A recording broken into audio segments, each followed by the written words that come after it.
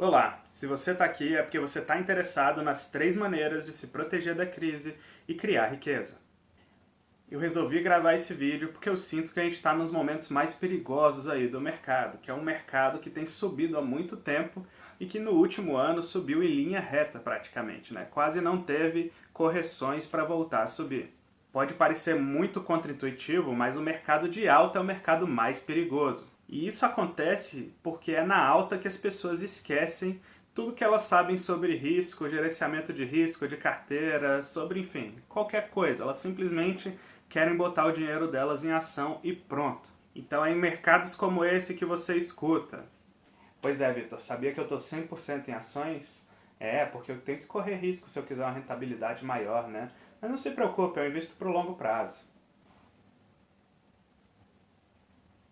E é nesses momentos que eu começo a ficar realmente preocupado. Então esse vídeo pode ficar um pouquinho maior do que o normal, mas eu vou te pedir para ficar comigo até o final, porque eu vou te falar por que você deve sim se preocupar com as crises, mesmo que você seja um investidor de longo prazo, os sinais que eu vejo na economia de que uma crise pode estar se aproximando, né? Pode acontecer num futuro próximo, e as 3 maneiras de você se proteger dessa crise e acabar gerando riqueza nesse processo. Tem muita gente que fez um plano muito simples e acha que esse plano simplesmente vai deixar ela rica ao longo do tempo. Mas como diria o Mike Tyson, todo mundo tem um plano até levar o primeiro soco na cara. Então, mesmo que você seja um investidor de longo prazo, eu queria que você prestasse atenção nesses gráficos que eu vou mostrar logo em seguida. Esses gráficos mostram por que você deveria se preocupar com crise sim, mesmo que você invista no longo prazo. E o primeiro gráfico que eu quero te mostrar é o gráfico do nosso querido Ibovespa. Então na tela você pode ver o Ibovespa desde 2001.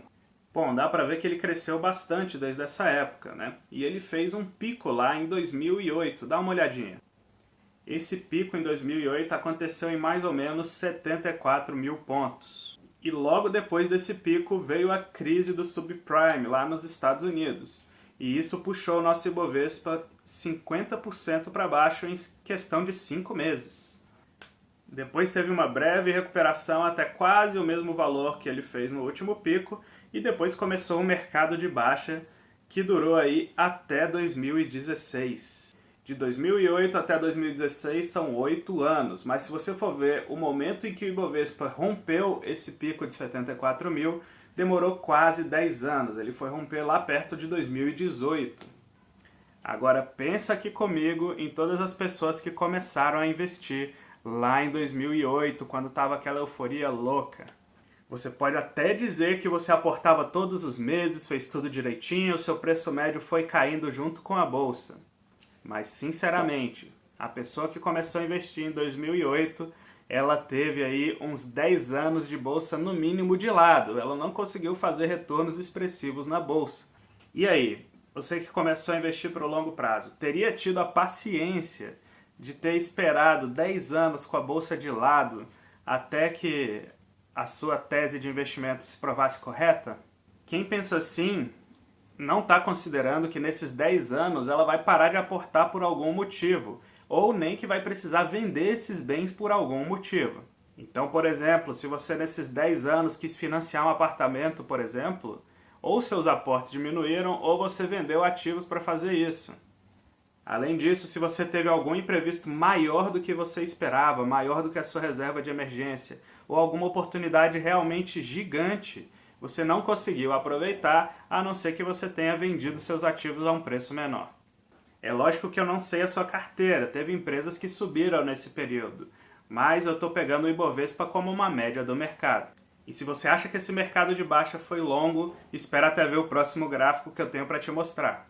Vou botar na tela agora o gráfico do índice Nikkei, que é como se fosse o Ibovespa do Japão, vai. Então na tela você consegue ver aí o Nikkei. Ele fez o topo em 1991 e incrivelmente, quase 30 anos depois, o Nikkei ainda não rompeu esse topo. Se um japonesinho investidor começou a investir no Nikkei em 91 e ele esperou 20 anos investindo em ações e aportando todos os meses, até 2011 ele só viu o dinheiro dele derreter. 20 anos na minha cabeça já começa a ser considerado longo prazo. Então mesmo que esse cara fosse um investidor de longo prazo, em 20 anos ele só teria tido performances negativas na bolsa. E aí, será que ele teria gás, né, e esperança ainda para continuar nesse método até que a tese de investimento dele se provasse? Além disso, será que esse japonesinho não teria algum problema ou alguma grande oportunidade nesses 20 anos, na qual ele precisasse vender os seus ativos para poder aproveitar essa oportunidade, ou então resolver esse problema? Pois é. Além disso, é sempre bom lembrar que em momentos de crise são momentos que coisas inesperadas acontecem. Você perde o emprego, ou um parente muito próximo seu perde o emprego, as pessoas precisam de ajuda, às vezes você mesmo precisa de ajuda. Enfim, geralmente tempos de crise não são tempos muito fáceis e as pessoas simplesmente acham que vai aportar todo mês a vida inteira, durante sua vida produtiva inteira, não vai ter problemas. E na verdade, quando o mercado dá essas quedas e a economia também dá essas quedas, o que acontece é que as pessoas têm imprevistos que elas não imaginavam e geralmente a sua renda diminui ao invés de subir. Não estou dizendo que isso é regra, tem gente que aproveita o choro dos outros para vender lenço. Muitas pessoas acabam construindo seu patrimônio no meio de uma crise, né? E aí quando o mercado volta elas ficam ricas. Mas esse não é o tema do vídeo, então vamos voltar aqui para o que a gente está falando. Bom, o fato é que é impossível você prever o que vai acontecer com o mercado. A gente não sabe como, quando e nem porquê da próxima crise. No máximo a gente consegue ver alguns sinais da economia. Bom, mas e se a gente não sabe quando que ela vem, como que a gente faz para se proteger dela? E a gente vai ver que o segredo é a gente focar no que a gente pode controlar. Eu vou falar mais disso lá no final do vídeo, então fica comigo até o fim. Bom, o negócio é que não dá para prever exatamente quando, como e por que vai acontecer uma crise. Mas existem alguns sinais que a economia dá de que isso vai acontecer. Eu vou falar de 2 sinais que eu gosto muito de olhar. E existe uma infinidade de sinais, mas aqui nesse vídeo eu vou falar só de 2 deles. Como todo bom vídeo de investimento, vai ter um gráfico mostrando também o que eu estou falando. E o primeiro sinal que eu quero mostrar para vocês é a diferença do preço das empresas lá nos Estados Unidos e o lucro que essas empresas estão dando. Existe uma frase no mercado financeiro que diz que a cotação segue o lucro no longo prazo. E isso é muito verdade, você consegue observar esse comportamento. O que acontece é que em tempos de euforia, o preço fica muito maior que os lucros, e em tempos de desespero, o preço acaba ficando menor do que os lucros. Então na tela para vocês vai a relação de preço e lucro das empresas lá nos Estados Unidos. Bom, olhando o gráfico aí na tela, você consegue ver que o preço está bem maior do que o lucro das empresas, apesar dessas curvas andarem juntas ao longo do tempo. E a última vez que isso aconteceu foi lá em 2000, na bolha da internet. Dá para ver que os preços se distanciaram bastante dos lucros. Bom, com os preços distantes dos lucros, só 2 coisas podem acontecer. Ou as empresas americanas vão começar a lucrar muito mais do que elas têm lucrado, e essa curva se aproxima de novo, ou então os preços, né, as cotações das ações vão cair até bater na curva de lucro novamente. O segundo indicador que eu quero mostrar fala sobre a curva de juros americana. E calma que eu já vou explicar o que é isso. Lá nos Estados Unidos eles também têm o Tesouro Direto. Os títulos públicos americanos têm vários vencimentos, assim como os nossos. E é de se esperar que quanto mais longo o título, maior a taxa que ele pague. Afinal, você se comprometeu a deixar o dinheiro lá parado por mais tempo, né? O vencimento do título é mais longo. A curva de juros nada mais é do que você plotar no eixo X os vencimentos desses títulos e no eixo Y quanto cada desses títulos paga. Ou seja, vai ser uma curva que a gente espera que seja inclinada para cima, porque os títulos mais longos devem pagar mais do que os títulos mais curtos. Mas quando as expectativas para a economia são ruins, o que acontece é que essa curva acaba se invertendo. Ou seja, os títulos mais longos passam a remunerar menos que os títulos mais curtos. E isso acontece porque as pessoas acreditam que no futuro o governo vai ter que baixar juros ainda mais para poder estimular a economia a crescer. Então por isso que a curva acaba se invertendo. Toda vez que a curva se inverte, logo depois vem uma crise financeira. Esse é um indicador bem batido já do mercado, inclusive. Então na tela para vocês eu vou botar o gráfico com a diferença da taxa de juros de 10 anos para a taxa de juros de 3 meses lá nos Estados Unidos. Se você observar, tem algumas inversões de curva aí nesse período. e logo depois dessas inversões veio os períodos de crise, que são esses períodos que tem o fundo cinza, né? A gente consegue ver nesse gráfico a bolha de 2000, né, das empresas da internet, e a de 2008, que foi a crise do subprime. E adivinha o que aconteceu com essa curva ano passado? Se você observar, ela também se inverteu. Existe um estudo que mostra que, em média, depois que essa curva se inverte, demora 6 meses para acontecer uma crise. Então, em teoria, a nossa crise já está meio atrasada aí, né? Mas o ponto é que a gente não sabe prever quando que ela vem. Então a única coisa que a gente pode fazer é focar no que a gente controla, que é como a gente investe nesses períodos. E é por isso que eu vou falar para você agora as 3 maneiras de se proteger dessas crises e criar riqueza nesse processo. Bom, então vamos logo para a primeira coisa, que é número 1, você precisa ter caixa. Eu falei sobre ter caixa num outro vídeo, então vou deixar o link para ele aqui, caso você queira assistir. Bom, o fato é que você precisa ir construindo caixa ao longo do mercado de alta. Então, cada vez que as ações sobem, você tem que estar com seu caixa um pouquinho maior. E esse caixa, além de diminuir a volatilidade da sua carteira quando a crise vier, ele vai te ajudar, porque vai deixar você com dinheiro na mão para poder comprar os ativos descontados. Eu conto mais detalhes sobre isso no vídeo, então se você ainda não viu, quando terminar esse vídeo, clica aqui nesse link, ou então na descrição vou deixar o link dele também. Mas basicamente o seu caixa tem que ser um negócio muito seguro, tipo uma renda fixa pós-fixada. Bom, isso nos leva ao ponto 2, que é ter ações robustas na sua carteira. Bom, e uma ação robusta é exatamente isso que você está pensando. Aquela empresa de qualidade que dá lucro todo ano, que não tem dívidas, que você sabe que vai passar pela crise, navegar por mais uma crise, enquanto as empresas pequenas daquele setor vão acabar quebrando. Outra coisa que ajuda é a sua carteira estar majoritariamente em setores perenes durante esse período de crise. E um setor perene é aquele que as pessoas não vão parar de consumir mesmo na crise. Por exemplo, comida, eletricidade, saneamento, bebida também, porque todo mundo bebe na alegria e bebe na tristeza, higiene, enfim, esse tipo de coisa. Então esse tipo de empresa que é de qualidade e está em setores perenes, elas sofrem menos na crise, porque tem um movimento que é chamado de flight to quality, ou seja, o mundo inteiro está buscando ativos mais seguros para investir.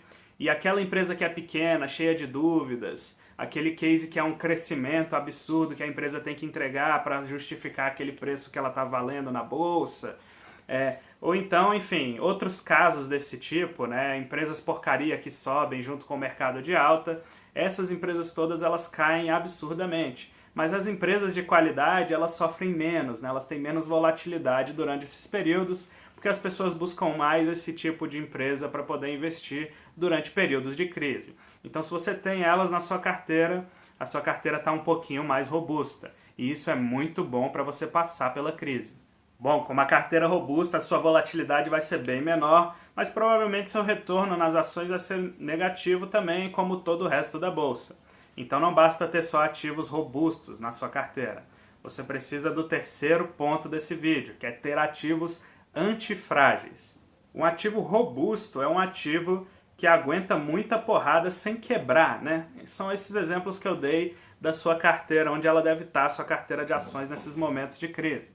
Bom, um ativo antifrágil é um ativo que não só aguenta muita volatilidade, aguenta muita porrada, como os robustos que eu acabei de citar, mas ele, além de aguentar, ele se beneficia da volatilidade, se beneficia do caos, da incerteza. Então são ativos que vão muito bem nas crises. Eu vou citar 4 aqui do topo da minha cabeça, mas tem outros também. Um desses ativos é o ouro. O ouro vai muito bem em épocas de crise. Isso acontece porque o ouro é visto como reserva de valor. Então, quando está todo mundo procurando alguma coisa para guardar o seu dinheiro, o ouro é uma opção muito viável. É muito comum ver, não só em crises, mas em momentos de grande incerteza no mercado, quando as pessoas estão procurando segurança, o preço do ouro explodir. Então, se você tem um pouquinho de ouro na sua carteira, o que acontece é que quando estoura uma crise, esse pedacinho da sua carteira valoriza absurdamente. E isso faz com que você acabe não tendo retornos negativos, ou tendo retornos negativos muito diminuídos. Um outro ativo mais novo e mais polêmico que tem cumprido esse papel também é o Bitcoin. a gente nota que em grandes momentos de crise o preço do Bitcoin também estoura para cima. Então ter um pouquinho de Bitcoin na sua carteira pode ser um bom investimento para momentos de crise. Vou parar aqui no meio desse vídeo para te falar que isso não é uma recomendação de compra. Então se você for comprar, faça os seus próprios estudos e decida por você mesmo se você vai comprar ou não. Eu não posso te dar essa recomendação aqui, então só para ficar bem claro, não é uma recomendação de compra. O terceiro ativo que eu quero falar é o dólar. Em momentos de crise, o dólar tende a ficar mais forte ante as outras moedas. Isso é porque o dólar também acaba sendo visto como um tipo de reserva de valor. Além disso, o dólar é a moeda do país mais forte do mundo economicamente. Então, quando as pessoas estão com medo, elas mandam dinheiro para coisas que estão em dólar, né? Elas querem se expor ao dólar porque o dólar sobe nesses momentos de crise. E o quarto ativo que eu quero falar, que é antifrágil também, são as opções de venda. A opção é um derivativo e ela tem uma data de vencimento. Então, para você proteger sua carteira com ela, você tem meio que acertar um período em que a bolsa vai realmente cair pra caramba. Comprar opções de venda é um negócio um pouco mais complexo do que simplesmente ter ouro, Bitcoin ou dólar na sua carteira. E isso é assim justamente pelo fato de a opção vencer em uma determinada data e ela ser um instrumento meio caro também. Mas eu achei que, como um fã de derivativos, eu deveria citar que existe esse jeito aqui também. E antes de resumir esse vídeo, eu quero te pedir para, se você gostou, clicar no like, se inscrever no meu canal e ativar o sininho para o YouTube recomendar mais do meu conteúdo para você. Além disso, deixe os comentários aqui embaixo para eu saber quais são as dúvidas que vocês estão tendo. Além de eu responder as dúvidas para vocês, isso me dá ideias para fazer novos vídeos. Então, dito isso, vamos para o resumo do vídeo. Primeiro de tudo, você tem sim que se preocupar com crises, mesmo se você é um investidor de longo prazo. As crises podem ser muito rápidas e podem durar por anos. Segundo ponto, a gente não sabe quando a crise vai acontecer, mas a gente pode focar no que a gente controla, que é saber como investir se preparando para as crises. E o jeito de se preparar para as crises são 3 maneiras: ter caixa, ter ativos robustos no lado das ações da renda variável e ter ativos antifrágeis para aproveitar a valorização deles quando o mercado cair. Essa é a minha mensagem de hoje. Não esqueça de compartilhar esse vídeo com seus amigos para eles saberem disso também. Grande abraço!